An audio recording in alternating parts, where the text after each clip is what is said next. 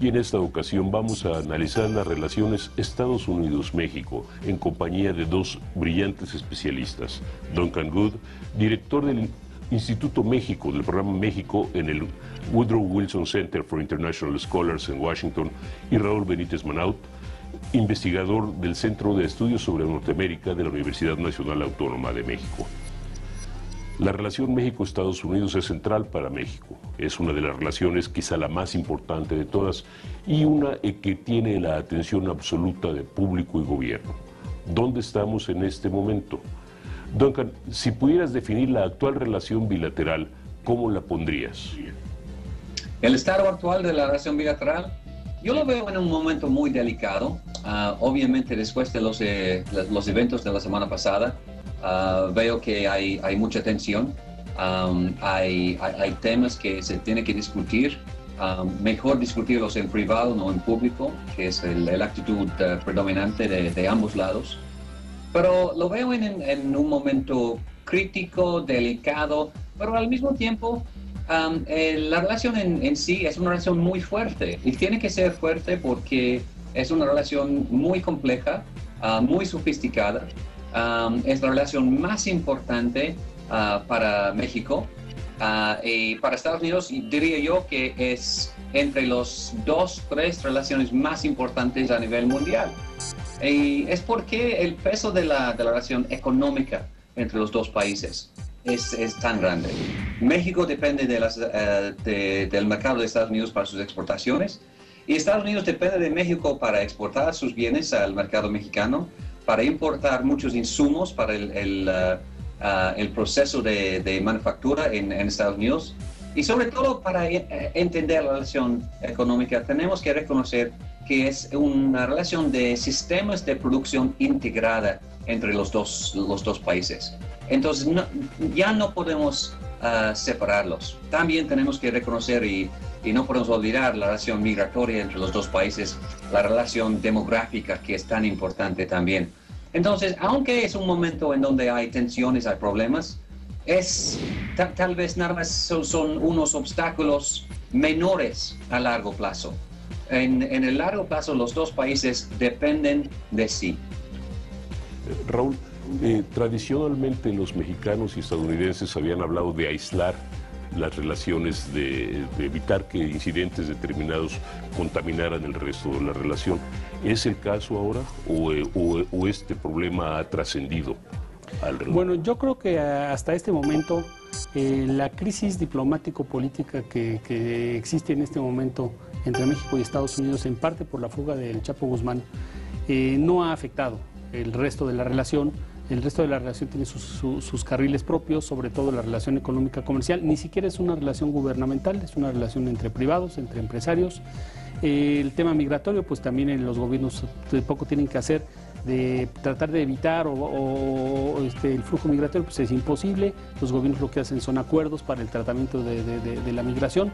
Pero en este momento lo que tenemos es una crisis política, una crisis diplomática, una crisis entre sistemas judiciales, que seguramente se resolverán a través de negociaciones, pero es un momento difícil entre los dos gobiernos. Estados Unidos ha señalado, muchos de sus políticos han señalado que se está perdiendo la confianza en las capacidades del gobierno mexicano para resolver problemas que afectan la relación bilateral, como el tema de los criminales. Ahora bien, al mismo tiempo, Duncan Good, esto tiene otras implicaciones. ¿Cuál sería el punto más importante o la implicación más importante? ¿Cuál sería la forma de enfrentar este tema? Bueno, yo creo que para mí y para muchos analistas es otra señal de la importancia de hacer todavía más énfasis, invertir más capital político y más recursos financieros en la relación bilateral en cuanto a seguridad y Estado de Derecho. Durante varios años ya tenemos un programa que se llama la Iniciativa Mérida, que muchos conocen, que involucra la transferencia de fondos, de recursos, pero sobre todo de construir una relación en el tema de seguridad entre los dos países.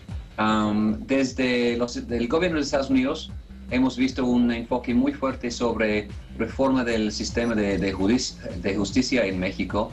También tenemos un enfoque muy fuerte sobre el fortalecimiento de las instituciones policíacas en México. Tal vez hoy en día existe la necesidad de invertir mucho más en reforma penal, que es un tema de gran importancia en Estados Unidos también. El presidente Obama hace unas semanas anunció de que para él es una prioridad en lo que se queda de su administración de reformar el sistema de cárceles en Estados Unidos. Se puede volver un tema muy importante en la relación bilateral y obviamente ahorita es el momento de hacerlo. Entonces, para mí, ahorita, aunque sí es una crisis en el tema de seguridad, nos presenta una oportunidad para duplicar los esfuerzos en cuanto a la relación bilateral en temas de seguridad. Ahora, una pregunta, Raúl. ¿En qué medida la parte política se complica o deja de complicarse por la falta de un embajador de México en Washington? Bueno, sí hay una carencia mexicana desde que la Embajada de México no tiene un representante titular, se quedan los funcionarios de México de la Embajada que muchas veces no tienen capacidad de acceder, por ejemplo, a los más altos niveles en Washington, por ejemplo, a los senadores, al secretario de Estado, etcétera. Ellos hacen la parte burocrática cotidiana, pero sí se necesita un interlocutor de alto nivel como es el embajador para poder tratar esta crisis. Y en Estados Unidos nos están reclamando mucho, empezando por la señora Roberta Jacobson, que va a ser la futura embajadora de Estados Unidos en México. Ella fue muy dura con el gobierno mexicano la semana pasada por el escape del Chapo Guzmán e insinuó que se estaba perdiendo la confianza y además que había una notable incapacidad del sistema de justicia, del sistema penitenciario, y que eso se tenía que resolver para mejorar las relaciones de seguridad, porque todo el esfuerzo de guerra al narcotráfico basado en la estrategia de High Value Targets, o sea, capturar a las cabezas de las organizaciones criminales, pues no sirve de nada si tú los metes a la cárcel y luego se escapan, ¿no? Entonces, ahí hay un problema de que sí se está deteriorando mucho la relación de seguridad por una estrategia fallida que en parte es por la incapacidad institucional y la corrupción que la envuelven. Duncan, ¿estarías de acuerdo con esa evaluación? Sí, yo creo que la cuestión de quién va a ser el embajador es un tema de gran urgencia aquí en Washington. Obviamente la gente quienes están trabajando en la embajada ahorita de México en Washington son gente de muy alto nivel, realmente sí entienden la relación bilateral, pero como mencionó Raúl, es que no tienen el acceso a las figuras políticas más importantes. Y están surgiendo cuestiones, preguntas sobre el compromiso de México con esta embajada. Los políticos quieren saber quién va a ser el siguiente embajador aquí y obviamente qué va a ser el señal que quiere mandar el gobierno mexicano con la nominación que van a hacer. Todos los rumores que circulan por aquí dicen que después de septiembre vamos a saber quién es el siguiente embajador o la siguiente embajadora, tal vez. Pero queremos a alguien aquí en Washington quien realmente tiene la capacidad, los conocimientos, la experiencia para manejar bien la relación, no solamente en el tema de seguridad, pero mucho más que alguien que entiende la complejidad de la relación bilateral. Nos hemos beneficiado de dos embajadores recientes, Arturo Sarocán, Eduardo Medina Mora, de muy alto nivel, muy diferentes personas, muy diferentes perspectivas y maneras de hacer su trabajo aquí en Washington, pero gente muy exitosa en manejar la relación bilateral con Estados Unidos y de interactuar con figuras políticas muy importantes aquí. Es lo que falta ahorita en Washington y sí es urgente que tenemos una resolución para este problema. Ahora, la pregunta sería, ¿en qué medida seguridad se ha convertido en el punto central de la relación? Mira, el punto central de la relación no es la seguridad, Pepe, pero parece ser la seguridad. O sea, el punto central de la relación es lo económico-comercial, la frontera, los migrantes, la cantidad de mexicanos que viven en Estados Unidos, el envío de sus remesas. Pero la seguridad, como es un débil una parte débil de México, se vuelve central porque el gobierno de Estados Unidos está requiriendo mejoras en las capacidades institucionales del Estado mexicano. Desde el arranque de la Iniciativa Mérida en el año 2007, la Iniciativa Mérida, como lo señaló Duncan, en aquella época era fortalecer las capacidades de la Marina, del Ejército, y ahora están en el tema de la justicia. Y qué mejor prueba de que la justicia está muy mal en México que la fuga del Chapo Guzmán. Y luego nosotros tenemos también un cambio de élites en los dos países. Cuando se firmó el acuerdo de cooperación, Iniciativa Mérida, estaba Felipe Calderón y George W. Bush. En este momento hay dos presidentes diferentes, Obama y Peña Nieto. Y en el caso mexicano hay una especie de regreso al nacionalismo donde se cuestionaron muchas cosas del programa de cooperación con Estados Unidos, y entonces esto está tocando fibras muy delicadas, porque las declaraciones el año pasado del procurador mexicano diciendo que el Chapo Guzmán iba a ser entregado a Estados Unidos, a la justicia de Estados Unidos hasta en 300 años, pues son declaraciones que en este momento pues causan mucha desconfianza en el lado americano, y es lo que podríamos llamar un nacionalismo político judicial que está haciendo daño a la relación. Duncan Good, ¿cuál es tu opinión en torno al tema de seguridad y su centralidad o no centralidad en temas en la relación bilateral actualmente? Es uno de los temas más importantes, no lo podemos negar. Y ha sido un tema central desde hace mucho tiempo ya. Lo que es interesante en este momento es que estamos entrando en el ciclo político electoral de Estados Unidos. Ya tenemos muchos de los precandidatos, sobre todo en el Partido Republicano, quienes están muy enfocados en temas de seguridad, de crimen, de narcotráfico y de la frontera.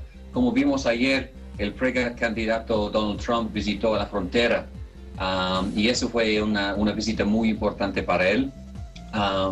Y sus declaraciones tan controvertidas en semanas recientes han generado una conversación, un debate en Estados Unidos sobre México, sobre la migración, sobre la seguridad. Y aunque no es un debate bien informado, por decirlo menos, es que hay muchas actitudes muy fuertes, muchas perspectivas muy cargadas en términos políticos en este debate. Entonces, la fuga del Chapo la semana pasada no ayudó para nada esa conversación sobre México. Lo bueno es que todavía adentro del Partido Republicano, adentro del Congreso norteamericano en general, hay una actitud ya diferente sobre México de lo que tuvimos hace 5 a 6 años. Y hay una retórica, un discurso mucho más positivo sobre México, reconociendo la importancia de México como un país socio, reconociendo la importancia de las reformas estructurales que pasaron hace 2 años, reconociendo sobre todo la importancia de la reforma energética, y muchos adentro del Partido Republicano y adentro del Partido Demócrata reconocen que México ya es un socio que realmente es un elemento fundamental para la prosperidad de Estados Unidos. Y por eso, aunque están preocupados por Estado de Derecho y seguridad en México, están dispuestos a enfatizar los aspectos más positivos de México. Y esto es muy importante ahorita para la relación bilateral. Raúl, ese cambio, digamos de alguna manera, ese cambio de actitud o esa variación en la actitud de los republicanos puede tener un impacto político en la relación. Sí, porque mira, los republicanos en este momento tienen un discurso muy antimexicano, sobre todo Donald Trump, como lo ha dicho Duncan, pero también los otros candidatos republicanos son más reacios a México. Están criticando mucho los republicanos al gobierno de México en el Senado y en la Cámara de Representantes. El tema de derechos humanos está siendo un tema bastante difícil de manejo para el gobierno de México y también para el gobierno de Obama, porque cualquier programa de cooperación que impulse el gobierno de Obama le van a decir los republicanos en el Senado y en la Cámara de Representantes que lo aprueban condicionado a que se cumplan los derechos humanos por los receptores del programa. Estamos hablando de el Ejército, la Marina, la Policía Judicial, los jueces. Entonces, no es fácil contestarle por parte de México a los senadores y diputados de Estados Unidos con las cosas como están, con las dificultades que hay en la guerra contra el narcotráfico, como se va moviendo alrededor del país. No es fácil responderle a estos señores que en parte tienen una responsabilidad importante en la aprobación de los fondos para los programas de cooperación como la Iniciativa Mérida. Entonces, no se les puede menospreciar a los republicanos. Su discurso antimexicano es consistente. Donald Trump fue muy descalificado hace 3 semanas por sus declaraciones del muro en la frontera, pero él mismo la semana pasada enfatizó que, bueno, pues diciendo todo México es como la fuga del Chapo, la corrupción, etcétera, y yo tenía razón. Y esto, aunque parece broma para la audiencia mexicana, esto se escucha en Estados Unidos por un público bastante amplio. Ahora, Duncan, digamos que el tema de la relación bilateral, la importancia de la relación bilateral, está afectando, y sé que no es tu campo específico, pero estás vinculado con él, ¿está afectando de alguna forma a la relación de México con los hispanos en los Estados Unidos? Bueno, es que es interesante. Obviamente entre los norteamericanos de origen mexicano hay una actitud de realmente reconocer que México enfrenta muchos problemas a nivel institucional. Para muchos hispanos y mexicanos aquí en Estados Unidos no fue una sorpresa la fuga del Chapo. Y la reacción fue de decir, bueno, es lo que pensemos iba a pasar. Lo positivo es que con este discurso anti-migrante, anti-mexicano que está saliendo ahorita, es motivo de realmente fortalecer los vínculos entre la población de origen mexicano aquí en Estados Unidos con México.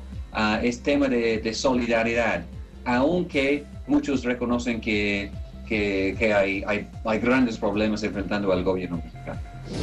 Raúl, ¿tú verías algún tipo de problema? Yo creo que Duncan está viendo muy positivamente la relación.